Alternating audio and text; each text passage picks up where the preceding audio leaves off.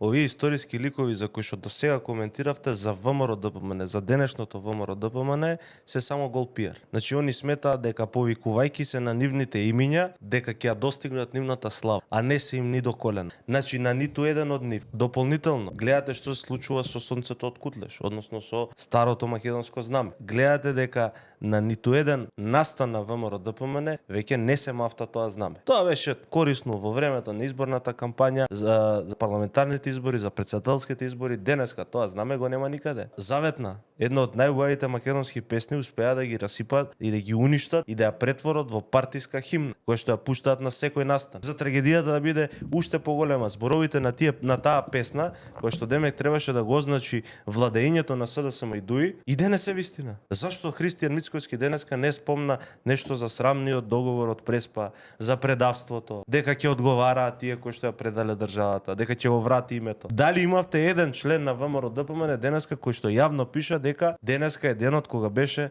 потпишан договорот од Преспа, односно договорот во Нивици? Дали имаше еден член на ВМРО ДПМН кој што го нотираше овој факт? Ние утринава намерно објавивме за да ги потсетиме луѓето дека тоа беше главната мантра со која што ВМРО ДПМН дое на власт. И што има денеска тоа? Ништо. Абе ако треба, ако има негде 12 милиарди, 13 милиарди, 20 милиарди, не гоце, своите деца ќе ги продава.